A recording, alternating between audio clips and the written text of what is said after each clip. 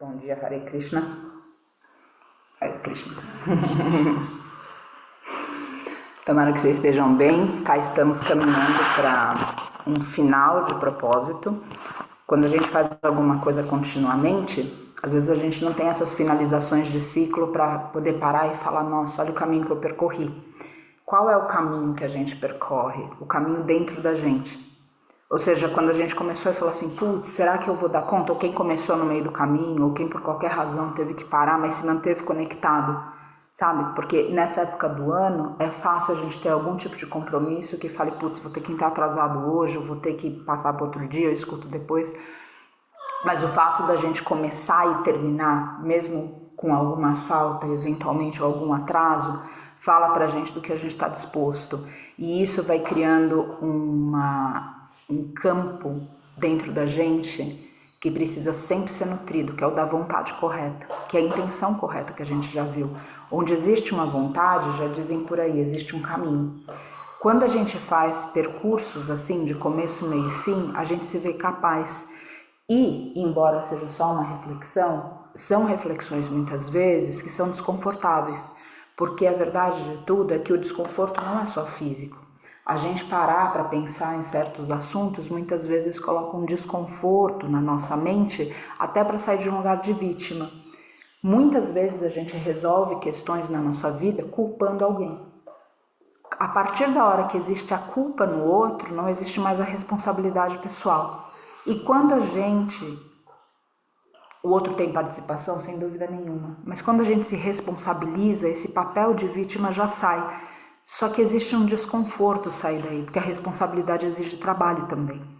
E isso significa que esse trabalho para a gente acordar, escutar, refletir, é um percurso muito profundo, que quando a gente faz de começo, meio e fim outra vez, a gente olha e desenvolve outras vontades baseadas nisso de melhorar, de se manter no caminho, de continuar com as coisas que fazem bem para nós, porque a gente se viu capaz. Por exemplo, quando você faz um jejum aleatório, ou quando você para de falar alguma coisa que de repente você poderia falar e escolhe não, mas sem esse começo, meio e fim, você realmente não realiza essa força de vontade. Quando você faz, eu vou fazer o jejum de 36 horas, ou eu vou parar de falar o palavrão, ou eu vou fazer... Você nota a sua capacidade e isso te fortalece por dentro. E isso precisa agora, dentro de um discernimento, falar com você sobre o que você quer continuar na sua vida como uma nova resolução. Porque hoje você sabe que você é capaz. Você provou por começo, meio e fim, não de uma forma aleatória, que o que você se propôs, você foi capaz de sustentar. Agora, como você vai usar isso para levar adiante alguma coisa maior do que quem você pensou que era? Para se alongar mais dentro de você e para oferecer esse espaço para o outro. Porque isso é sempre importante a gente lembrar. A gente tem uma realidade sistêmica. Quando a gente fala que a gente é um, às vezes é difícil a gente entender, que a gente olha para o outro e fala, não sou um com o outro. Sistemicamente a gente é. Tanto é que muitas vezes numa família, quando a gente tem certas situações, o que a gente procura fazer? Mexer em quem está disposto. Porque a realidade é sistêmica. Você mexe numa mãe, você mexe num filho. Você mexe num filho, você mexe numa mãe. Então muitas vezes, mesmo no corpo físico, você tem uma parte que está queimada, mas você está usando de algum tipo de medicina que você não pode encostar naquela parte do corpo. O que você faz? Você usa o equivalente. E aí nessa realidade sistêmica você consegue tocar o inteiro. Então, dentro disso tudo, a gente viu o que é possível a gente fazer agora por essa vontade, o que é possível, o que está no meu coração continuar, porque agora cada um de nós, sabe que é capaz de sustentar tudo isso. Então, a mãe está comentando alguma coisa, não sei se ela está saindo, parece um minutinho. Hoje ficarei com o vídeo fechado, estou no ônibus a caminho de São Paulo. É verdade. Hare Krishna, a Monique está indo para a Índia. Que lindo. Que seja maravilhoso, Monique. Tenho certeza que será. Então, essa vontade agora, como que é que a gente vai usar dela para o melhor? Porque a gente precisa lembrar que dentro da realidade sistêmica não é só sobre nós. E se a gente usa dessas ferramentas todas só para nós, a gente tem o que a gente chama, dentro da alquimia, do mago escuro. A gente tem o mago claro e o mago escuro. O que isso significa? Vocês já viram pessoas extremamente flexíveis? Porque a gente fala aqui que existe um tipo de liberação através das articulações. A gente fala que quando a fáscia está contida, tem certas rupturas que acontecem dentro no que diz respeito ao funcionamento natural do corpo físico. A gente já viu pessoas que têm comunicação excelente, que são capazes de convencimento, inclusive.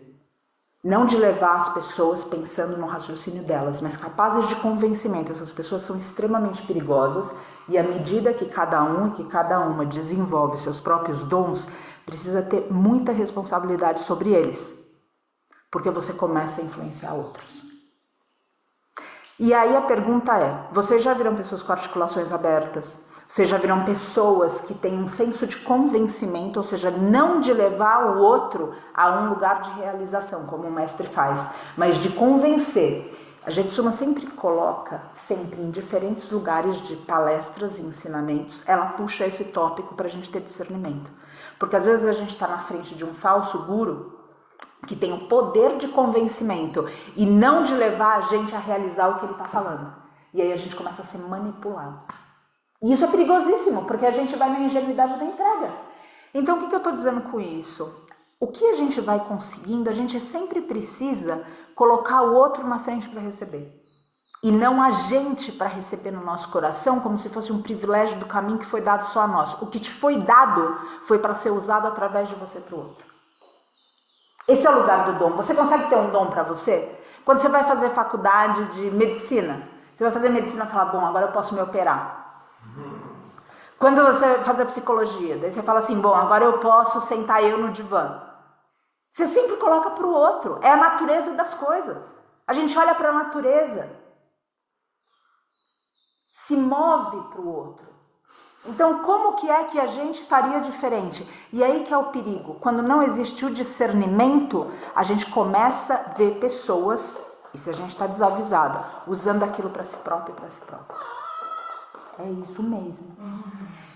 Então, como é que a gente vai ter esse discernimento cultivado? Porque muitas vezes a gente sabe o que fazer e outras vezes a gente não sabe. Então, a gente precisa alinhar esse conhecimento a um serviço constante.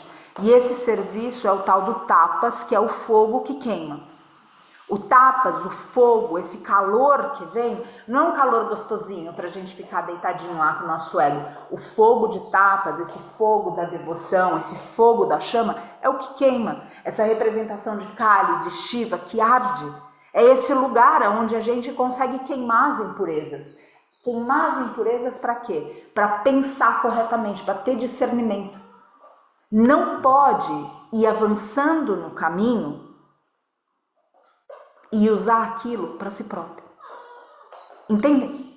E a gente, eu tenho certeza, alguém consegue pensar em alguém que você viu e falou assim, nossa, essa pessoa... E a gente tem exemplos comuns, independente de linhagem espiritual. Pessoas que tinham conhecimento, pessoas que tinham oportunidade, pessoas que tinham outras pessoas no círculo e que usaram aquilo que receberam para si próprio. E nesse envaidecimento, provocaram uma queda delas mesmas no caminho. Então, o conhecimento em si é um lugar que você começa a pegar uma faca muito afiada. Não é um brinquedo. É uma faca com um fio, com um corte impecável. Impecável. E se você não tiver discernimento, por juízo a espiritualidade vai falar menos. E aí é a hora que a gente se machuca como uma proteção para largar a faca. A alquimia fala disso no passado, sobre, outra vez, quem adquire o conhecimento e como fazer, qual é o uso dele. Então agora, a partir da hora que você é uma pessoa melhor, no que quer que seja que você escolheu, como que você faz com que outras pessoas e seres possam se beneficiar do esclarecimento que você acessou? Isso diz para você que isolamento não é caminho. Isso diz para você que viver para sempre, sem falar com ninguém, só na presença dos mestres animais não é caminho. Isso quer dizer para você que qualquer forma que você tente fugir da sociedade, diz que ainda não existe um entendimento correto sobre o que é espiritualidade. Porque a gente, na vida dos mestres, tem momentos da vida deles que eles se retiram. A gente tem um período da vida de Cristo, a gente tem falado muito dele por aqui, por causa desse momento, obviamente, de Natal, de que ainda assim que seja fabricado, é um momento onde a gente pensa nesses ensinamentos, existe uma grande força.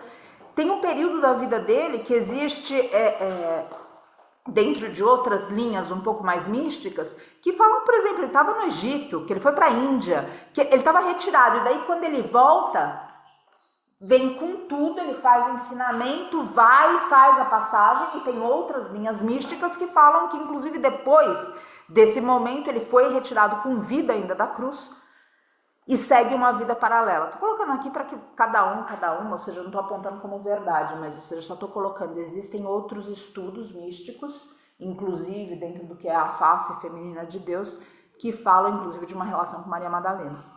Então, agora tudo isso, ou seja, pensem simplesmente em existe um conhecimento, existe um esclarecimento que chegou até vocês. Como que vocês vão usar isso para o outro?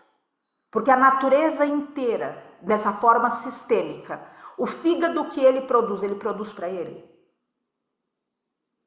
O que o estômago produz e que vai ali para o intestino, e o que o intestino faz, ele faz para ele. Não se encerra na gente. E parte do nosso sofrimento é justamente esse, que como está traduzido na palavra, egoísmo. Egoísmo que anda de mão dada com o quê? Com ignorância. Então, a partir da hora que consegue entrar em contato com o esclarecimento, pensa como você vai colocar isso adiante para o outro. E aí vem uma grande pergunta de como ajudar o outro. Porque depois que a gente sente algum tipo de empatia, algum tipo de compaixão, a gente pensa isso, a gente fala, e agora? Como que eu ajudo o outro? E é muito difícil ajudar o outro, por exemplo, quando o outro não quer ajuda. E a gente sofre com isso. Quem tem alguém sofrendo por perto, sem querer ajuda, sabe exatamente do que eu estou falando. Ou às vezes para nós do lado de fora, é muito óbvio que alguém está fazendo em termos de hábito que está adoecendo. Às vezes é muito óbvio do lado de fora. E a pessoa não está nem aberta para a gente conversar sobre isso. Então, no Oriente se diz o quê? Que a maior ajuda que a gente dá para alguém é instigar na pessoa o desejo pelo Dharma, pela retidão. Porque através da retidão a pessoa vai encontrar o caminho. Você pode não ter a menor ideia dos detalhes de como foram as vidas passadas, a infância, o abuso, o vício, o tóxico, o que quer que tenha acontecido na vida da pessoa. Instiga a pessoa ao Dharma, a caminhar reto. Que o próprio Dharma vai de alguma forma orientar a pessoa no que é certo na vida dela. Ela vai começar a criar discernimento. E a Jetsuma, em uma conversa sobre essa questão do demônio, do céu, do que se opõe e desses demônios que vão dentro, ela brevemente no recorte falou para mim, demônio, que anda junto com essa outra reflexão, demônio é qualquer pessoa que se impõe no seu caminho do Dharma. E essa pessoa, essa situação se torna a própria prática, porque vencer essa situação é muito dármico, né? Como que a gente já falou aqui, que quem guarda o portal é o demônio, não é o anjo. É isso, meu amor, que eu queria ver como você tá respirando. Então, a gente realizando tudo isso, a gente diz, entendi. Então, uma forma de ajudar é estar no Dharma. Como que você vai ajudar alguém se você mesmo não está firmada, se você mesma não está firmada no Dharma, no que é reto? Então, você precisa invocar em você diariamente o que é reto. Isso significa que a gente sempre vai fazer de acordo com, às vezes vai falhar.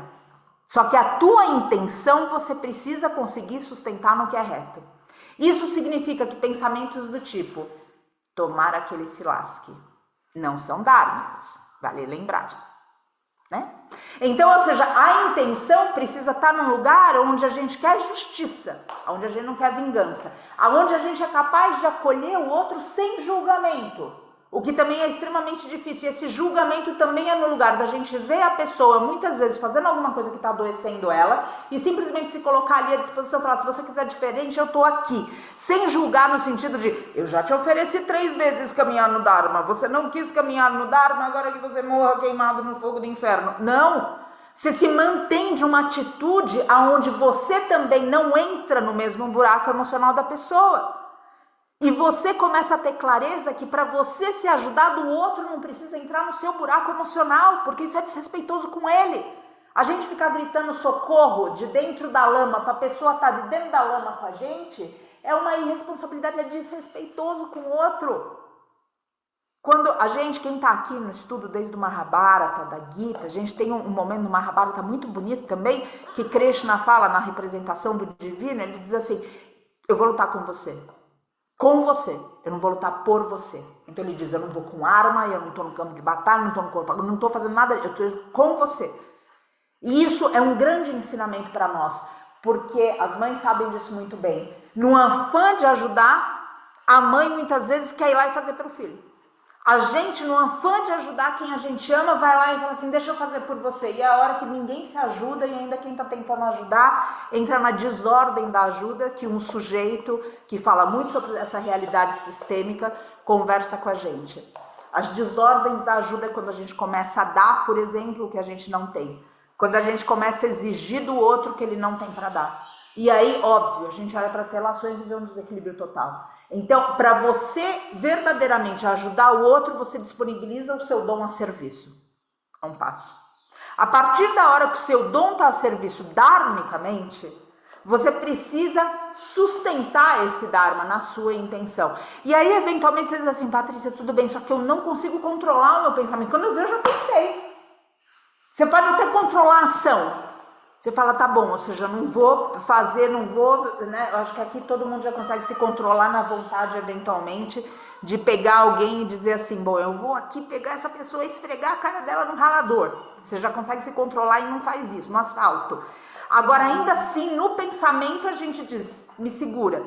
Como que é que a gente purifica esse pensamento? Porque ele é mais forte que a gente não tá ali. Como que é que a gente consegue, através disso tudo, desse ensinamento que está sendo passado, ter um domínio sobre a mente? Porque sobre os atos, a gente aqui, até com o jejum, já começou a ver que a gente tem domínio. E isso é muito importante, gente, porque isso vai determinar que vícios são evitados, que caminhos de autodestruição são evitados, que você já consegue se controlar. No externo existe um domínio. Agora, como que é que esse domínio é interno? Que é o lugar mais difícil. Então, técnicas como respiração são possíveis? Sim, são possíveis. Só que elas são possíveis a gente se reunindo aqui. Então, tá bom, uma vez por ano eu vou no Vipassana, daí eu vou observar minha respiração. É mais caro que isso. A espiritualidade nunca tem promoção. Nunca tá em promoção. Nunca é uma coisa que você fala assim, tá bom, então... por 7 dias, por 10 dias, eu vou no retiro, eu vou para não sei onde, eu vou não sei o quê. Promoção, você fica 10 dias, leva 1 ano de espiritualidade. Não funciona assim, é todo dia. Não tem promoção, não existe parcelamento, é tudo à vista e paga com ouro espiritual. Isso é uma coisa também, ontem uma pessoa do grupo recebeu algumas mensagens, eu não consegui responder todas, mas falou de Lakshmi, e Lakshmi tem uma representação desse ouro, né? Ela traz uma riqueza. E nos tempos onde a gente ainda não estava em Kali Yuga, onde o material não era tão forte, o mundano não era tão forte, Lakshmi era cultuada pelo ouro espiritual, né? Pelo conhecimento. E à medida que a gente vai perdendo o caminho, a gente começa a cultuar Lakshmi pelo ouro mundano. Quando Lakshmi toca a gente, ela está dando ouro espiritual. E o ouro espiritual é o conhecimento. O conhecimento que através dele... qualquer coisa para o reino interior pode ser adquirida e automaticamente os recursos surgem em função dessa espiritualidade. Enfim, fecha parênteses. Tudo isso, gente, leva a gente a se alinhar outra vez. Ou seja, tá bom, eu consigo controlar, tenho esse domínio sobre o que vai fora através das minhas mãos. Eu entendo que o meu dom está a serviço do outro, mas ainda assim eu penso. Tem técnicas de respiração, técnicas de meditação, técnicas no asana, técnicas de outras linhagens, eu tenho certeza. Eu não posso falar sobre elas porque eu não pratico elas, então não tem nem elas no meu repertório, mas eu tenho certeza que sim.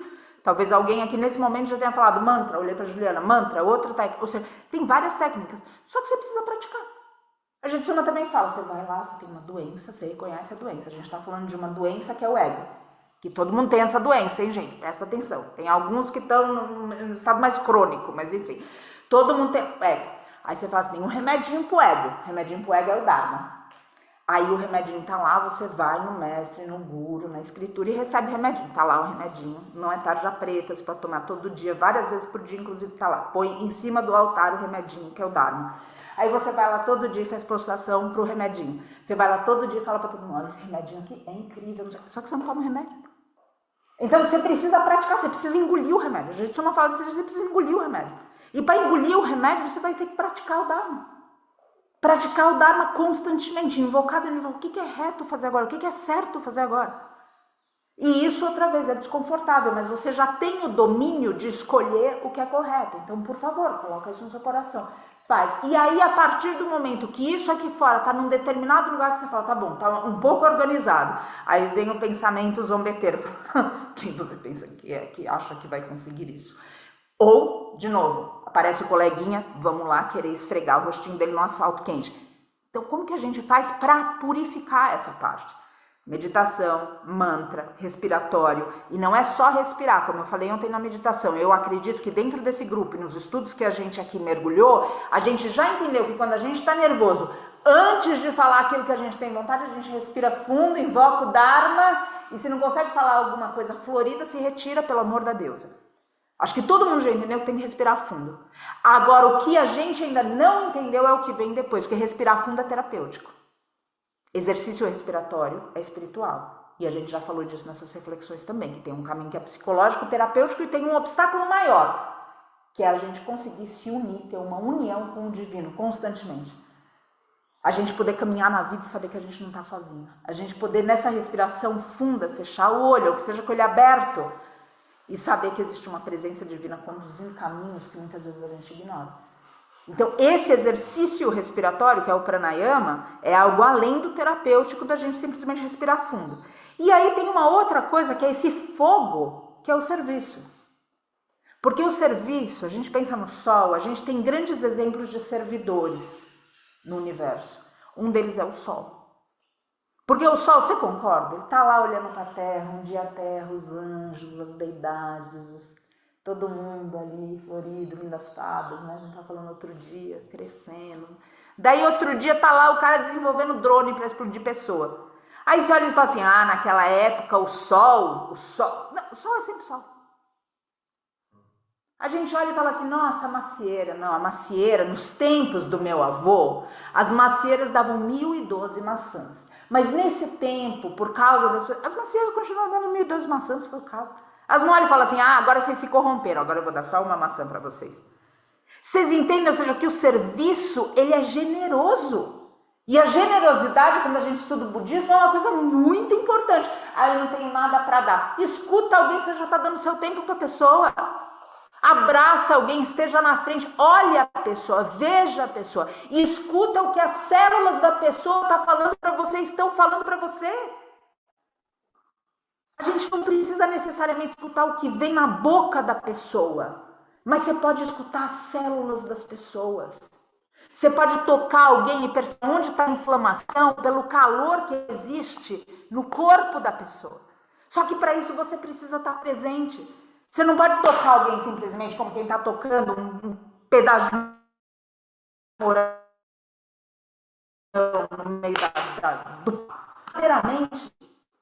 Você precisa verdadeiramente sentir quando a pessoa está presa dentro dela, que ela não consegue nem chorar para falar para você o que ela está sentindo. Então a generosidade é muito mais do que o ouro que a gente falou de Lakshmi, que ela consiga, então tá bom, então eu vou ter dinheiro para comprar a nova terra.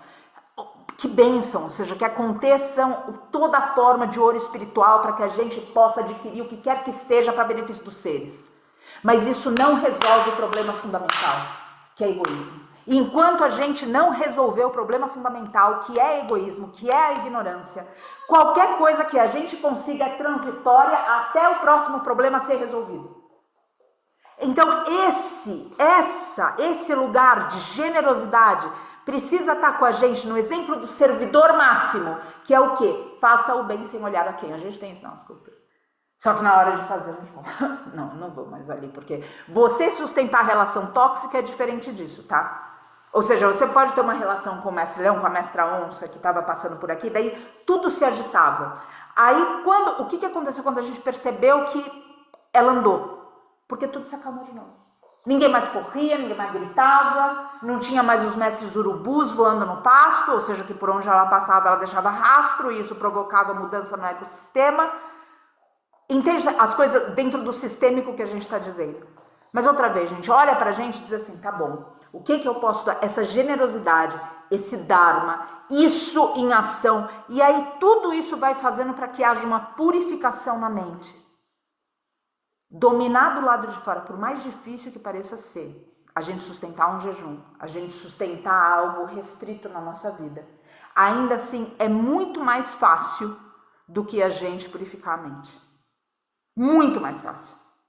Agora, num começo, parece difícil. Aí você vence. É só o começo. A espiritualidade é sempre assim. A espiritualidade, você chega e você fala assim, ai, que bom, né? Agora que bom, agora eu posso ficar aqui. Não. Essa purificação da mente, a purificação do coração, é onde a gente quer chegar. E para chegar no outro com honestidade do serviço, a gente vai ter de régua o quanto a gente foi fundo na gente.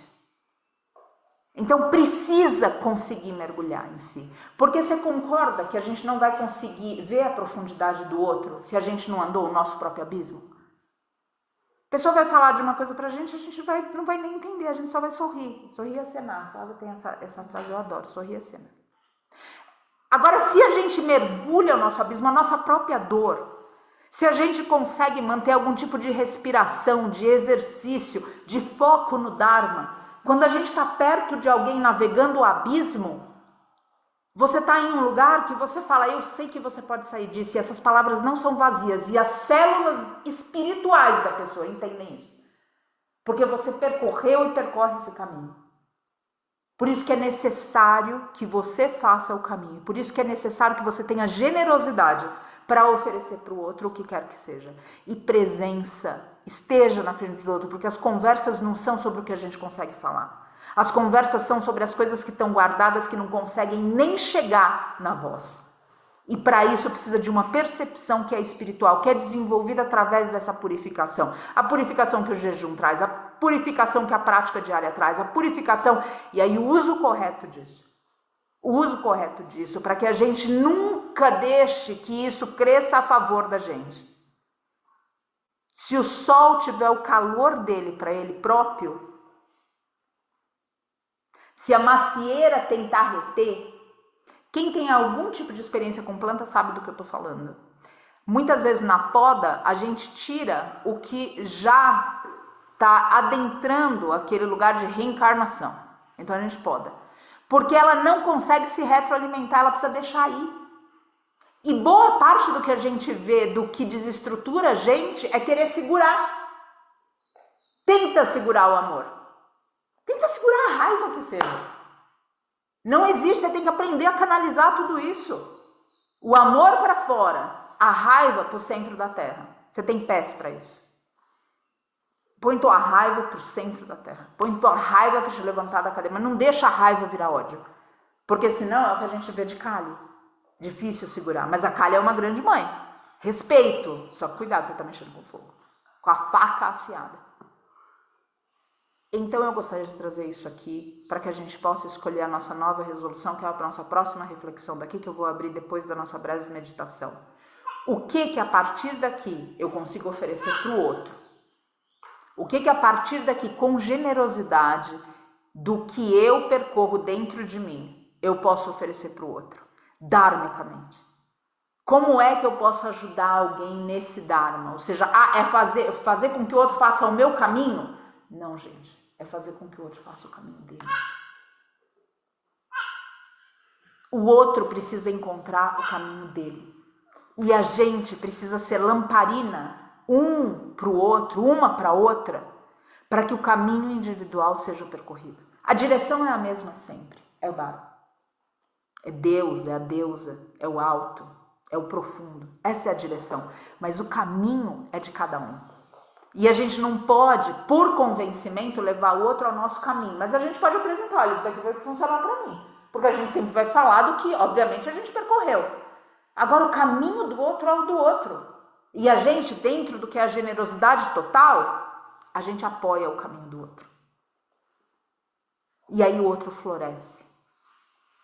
E aí o outro caminha. E no florescimento do outro, como a gente é sistêmico, a gente vai florescendo junto. E uma nova entidade consciencial surge. Mas isso está ligado a um trabalho interior. Isso está ligado a uma generosidade. A doar. A se doar no Dharma. Então, no que é dármico, se doa. No que não é dármico, se vigia. Orar e vigiar, ele deixou para nós. A gente ora e vigia o próximo. A gente ora para receber e vigia o próximo, para ver se ele está agindo como ele. Se ele não está, daí a gente já começa todos os comentários que não são exatamente retos, não são exatamente dármicos. Então, por favor, coloque isso para dentro, porque a partir de uma nova organização interior e oferecendo para o outro, coisas outras vão se organizando também. E vão se organizando numa vontade que não é nossa, numa vontade que é dármica. O que é essa vontade dármica? Que a gente tem variáveis dentro de leis de causa e efeito que não estão nas nossas mãos. E muitas vezes a gente vê a manifestação de coisas que foram plantadas lá atrás que precisam aparecer agora. Por exemplo, ontem a gente falou sobre um otimismo que às vezes é uma positividade tóxica. De uma outra forma, esse é um recorte muito rápido de algo que a gente falou ontem. Se a gente quiser não viver tragédias, a gente não vai estar estruturado por dentro para sustentar a transformação da terra no externo e a transformação do interior das pessoas, porque tem algumas pessoas que infelizmente só vão despertar à base de tragédia. Eu estou sendo pessimista com isso? Ou será que eu estou olhando a realidade e vendo a crise climática? Será que a gente vai conseguir reverter a crise climática antes de ver alguma tragédia ainda na nossa vida? E agora a pergunta que eu deixo para você, quando essa tragédia acontecer, você está pronto? Você está pronta? Eu não sei se eu estou pronta, não estou falando que eu estou pronta aqui. Mas é o que eu pergunto para mim. E é o que me leva para praticar todos os dias. Porque eu sei que a gente vai ter que sustentar a tristeza dos mestres animais, as passagens deles, das florestas. Quando começar a faltar água para as pessoas construindo palácios dentro do ouro mundano de Lakshmi. E aí elas abrem a torneira do palácio e não sai água. Que palácio é esse? E as pessoas que foram buscar a vida simples, que protegeram nascentes, que vivem em simplicidade, vão estar nos novos palácios. Agora, como é que a gente vai poder ajudar se a gente do lado de dentro não estiver firme? Então, tem certas coisas que a gente vai estar fazendo e que mesmo assim a gente tem alguns plantios na nossa história. E as colheitas disso tudo ainda vão acontecer. Tem variáveis outras, por exemplo, quando a gente planta uma semente, a gente já falou também sobre isso, se tiver sol extremo, chuva extrema, o que a gente está fazendo está mudando esse tempo para essa semente. Então pode ser que não venha com a força da ignorância que a semente foi plantada. Agora ainda assim, a gente precisa se preparar para tragédias, para que a gente tenha como sustentar isso do lado de dentro e como ajudar outros a atravessar isso para que o novo surja. Porque passar pelo que é ruim já é ruim o suficiente. A gente não precisa passar pelo ruim, que já é ruim o suficiente, sem entender a lição. Aí o ruim é péssimo. Quando o ruim vem com uma lição, a gente tira alguma coisa disso e deu o plantio de frente. Agora imagina chegar na colheita, que já é horrível, e não entender nada. Porque a gente já está vendo um pouco dessa colheita. E a gente já está vendo um monte de gente que não está entendendo nada. E quantas coisas a gente também não está entendendo. Por exemplo, que a gente não precisa ter um envolvimento político dentro da espiritualidade. Que a gente não precisa participar da sociedade. Que a gente não precisa criar uma mentalidade de participação na vida do outro, onde se apoia outra vez o caminho de quem está ao lado dentro do que é o dharmico. Quantas coisas a gente não está entendendo porque a gente está se isolando, se fechando, deixando... Então, precisa provocar uma consciência superior. E esses encontros, com começo, meio e fim, com reflexões profundas, curtas, elas desconstroem muita coisa na gente e sopram coragem na gente. Porque o mundo está muito covarde. A gente vê mediocridade em todo lugar. Em todo lugar. E se a gente olhar com honestidade até dentro de nós. Às vezes na própria prática, que cada um, que cada uma percebe na sua própria prática, que seja da meditação, que seja da yoga, que seja do que quer que seja, dos mantras que você entoa, do que quer que seja. Não estou aqui para falar das ferramentas de novo, estou falando de um lugar de atitude. Olha quantas vezes a gente não é medíocre. Quantas vezes a gente não diminui a nossa prática porque não tem tempo para fazer e daí no mesmo dia a gente perde tempo com uma coisa que a gente não precisava ter feito. Que isso? Quantas coisas a gente não vai errando a mão? Quantas coisas a gente que fazem bem, a gente não abre mão para fazer outras que não fazem bem? Então, vigia, por favor. Vigia, ora, traz isso para o seu coração dentro do que é a verdade que vibra no seu ser. Para te sustentar. Para sustentar quem está perto. Porque a gente ainda vai ver muita coisa nessa vida. E a gente precisa estar preparado para isso. A gente ainda vai envelhecer mais do que a gente é velho hoje, mais do que a gente envelheceu até aqui. Se a gente tiver sorte, a gente pode desencarnar no próximo momento, mas enfim. E esse envelhecimento a gente não sabe o que é que traz, que caixinha que a gente vai abrir conforme a gente envelhece. E às vezes, ou muito frequentemente, a gente não está muito preparado para pensar que alguém pode ter que limpar o nosso bumbum daqui a alguns anos. Então já trabalha a humildade agora. Para se chegar, você está inteira. Para de repente essa lição, se for a da humildade, você não precisar ter nessa situação e aprender antes. Para que se você tiver que fazer isso por alguém, você também faça humildemente. A gente não sabe as caixinhas e a pergunta é sempre, a gente está preparado? Então se prepara. Se prepara no presente momento, não pensando necessariamente na meta do futuro, mas simplesmente falando, eu preciso caminhar o Dharma. Eu preciso caminhar o Dharma todos os dias. Eu preciso caminhar o Dharma nos meus pensamentos. Eu preciso caminhar o Dharma nas minhas ações. Eu preciso caminhar o Dharma no que eu sinto. E cada vez que escapar isso, se pergunta como você volta para o caminho. Não na segunda-feira. Não depois do carnaval. Não quando essa fase difícil passar. Agora. Se corrige na hora. Para não deixar isso crescer. Se corrige na hora. Cresce dentro do Dharma e estimula os outros a crescerem dentro do Dharma. E a partir daí eu te pergunto, quais são as suas resoluções para 2026? A gente vai entrar nisso daqui a pouco. Nesse momento eu só agradeço pela disponibilidade de vocês escutando tudo isso. E peço para a gente alinhar a nossa coluna, um minutinho. Só perguntar classicamente se todo mundo ouviu. Às vezes eu fico me perguntando se não congelou. Tá vendo os rostinhos por aqui, as pessoas se movendo. Faz sentido aí, minha gente? Que bom estar aqui com vocês. Então, pedir pra gente alinhar a nossa coluna um minutinho. Respirar fundo.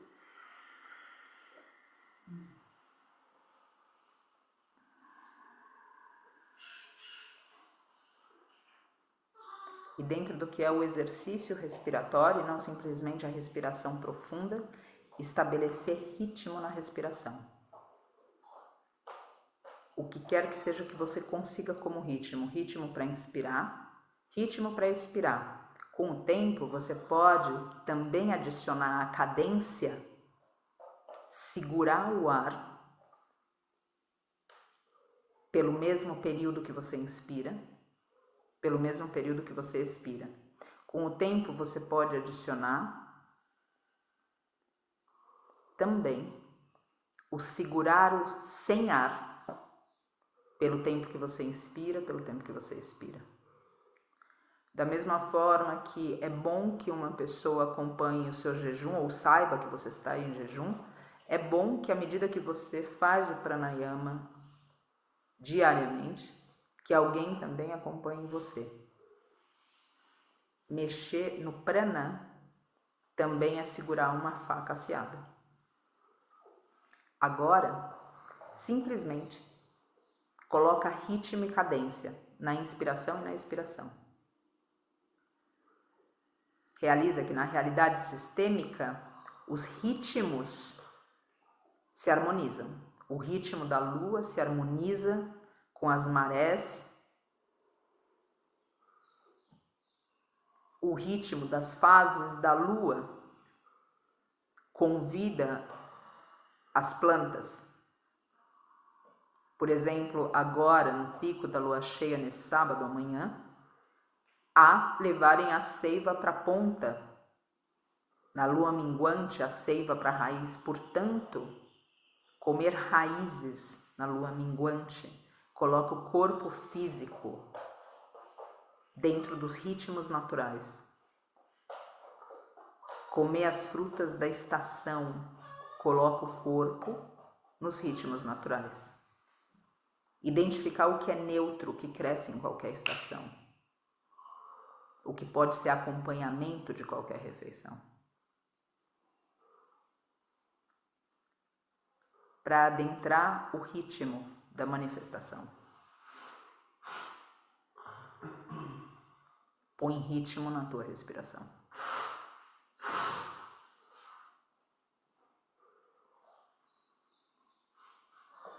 Observa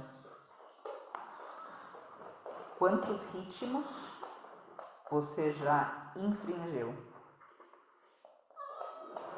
Por exemplo, comendo quando não tem fome, indo dormir depois de muito tempo que tem sono,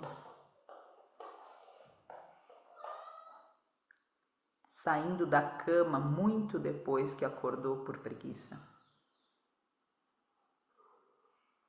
Alinha os teus ritmos através da tua respiração. E tendo refletido sobre isso como motivação, entende outra lição dessa mesma respiração.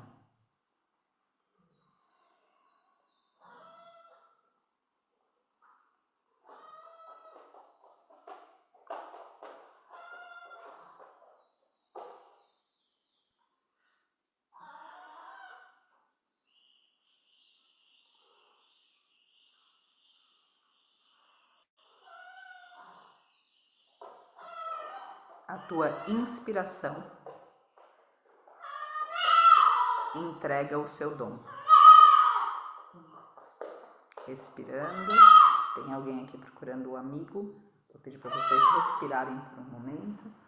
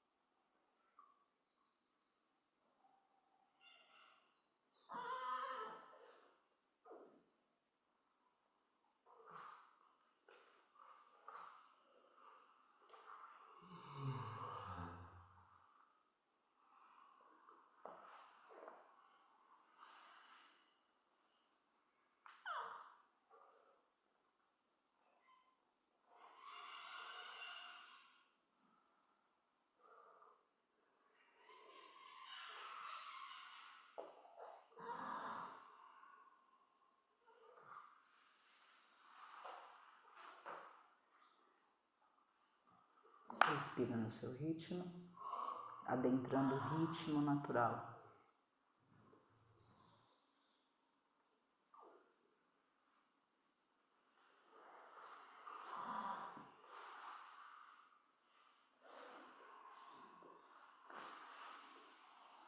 E na sua inspiração, realiza o que você pode oferecer para o outro. De forma inteira, íntegra.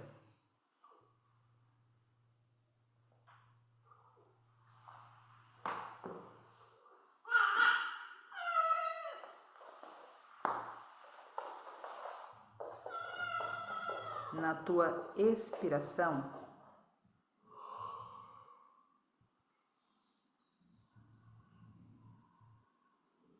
entrega, sem o refreamento do julgamento de quem recebe.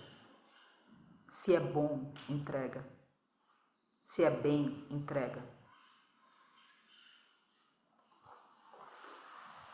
E realizando o que te chega para serviço do outro.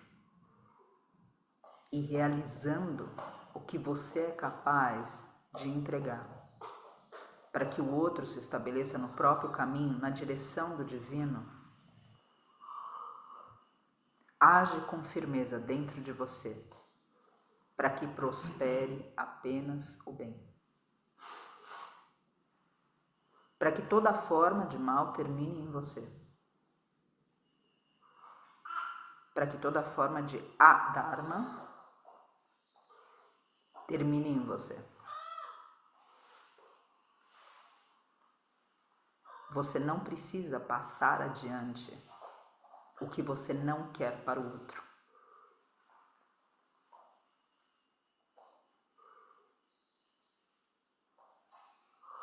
Alguém precisa se retirar para impedir o ciclo de vingança, para que haja uma reorganização. Purifica, portanto, os teus pensamentos através da respiração, do serviço, do pensamento elevado, do mantra, da oração, do jejum. E encontra os seus demônios interiores que te distanciam do Dharma.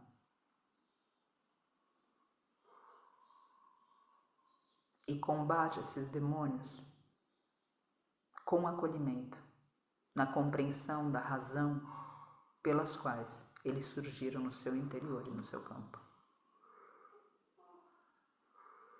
E assim, vencendo o que se opõe ao Dharma dentro de você.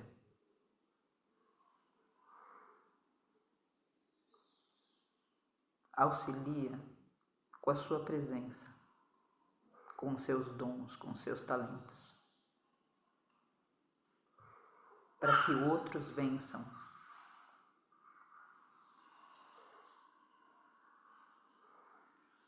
Demônios interiores e possam percorrer o próprio caminho na direção do Dharma.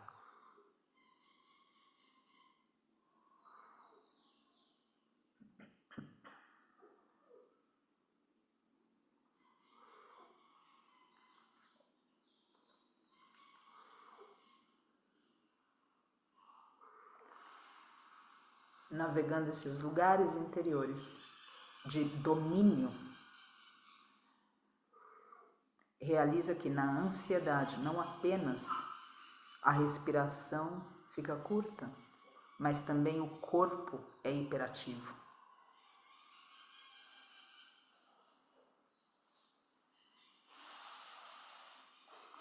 Escolhe uma posição dentro dessa conjuntura onde a coluna está ereta sem que você esteja encostado em algum lugar. Tuas pernas cruzadas ou não, mas permitindo que os teus dois isquios toquem o chão ou o assento da cadeira.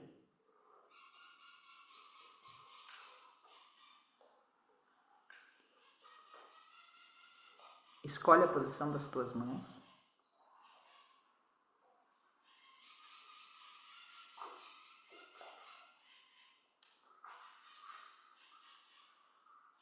E com essa postura externa escolhida, com essa postura interna identificada, a postura interna devota, atenta, presente, que comanda a respiração, que observa a mente. Pelos próximos 5 minutos, sustenta a quietude exterior, não se movendo.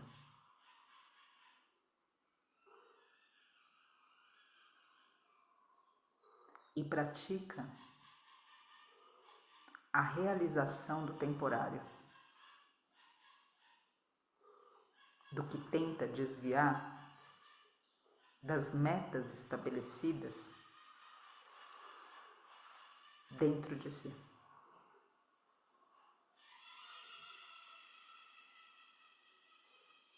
Obviamente, sem qualquer apelo para que alguém se machuque, identifica o que é dor e o que é sofrimento quando se impõe sobre o corpo que ele permaneça em uma postura. Identifica o desconforto do que eventualmente coce e do que deixa de coçar naturalmente sem a tua intervenção.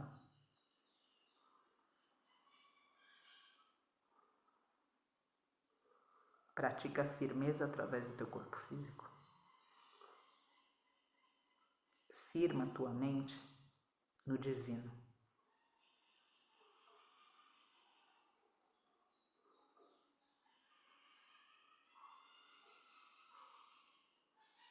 Se eleva ao divino. Escuta o silêncio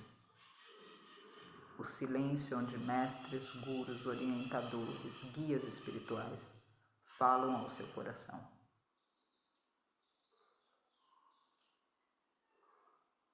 Boa meditação.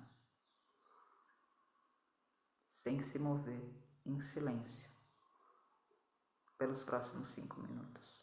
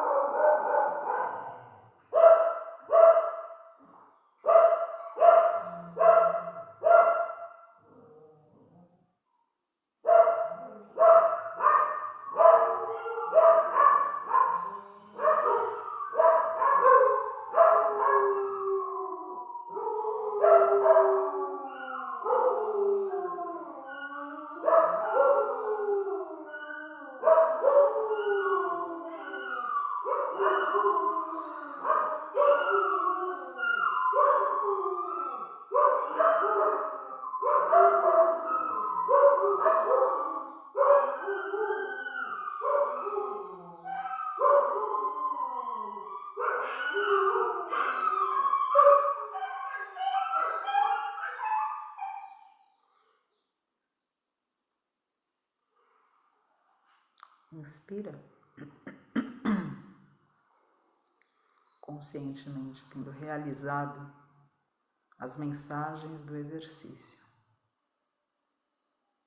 E acima de qualquer mensagem, através de qualquer mensagem, aprende a ficar em solitude e a gostar da sua companhia. Para que você não procure nos outros distração do que vai dentro de você. Porque o outro que te faz feliz também te faz triste. Agora você é capaz de entrar no contentamento divino. E aí, em vez de exigir a companhia do outro para cobrir a sua solidão, no contentamento da sua solitude, oferece esse contentamento ao outro, a outra pessoa, outro ser, para que esse outro ser também encontre o contentamento na própria solitude. E na solitude encontre caminho, não só para o Dharma, mas para o divino que sempre está e que um dia, em tempo, será realizado não como outro, mas como você. Inspirando, expira, unindo as mãos. Toma um momento para agradecer a tua disposição para caminhar o caminho. E agradecer os seres que estão perto de você, cada vez que você mostra disposição para caminhar o caminho com honestidade, com sinceridade, não com perfeição, simplesmente com as melhores intenções. Esses seres seguem ao seu lado, seguem por você, no caminho, fazendo com você apenas. Portanto, sustenta os teus passos, não a velocidade deles, mas a disciplina de caminhar o caminho, a despeito do que aconteça no exterior, com firmeza interior.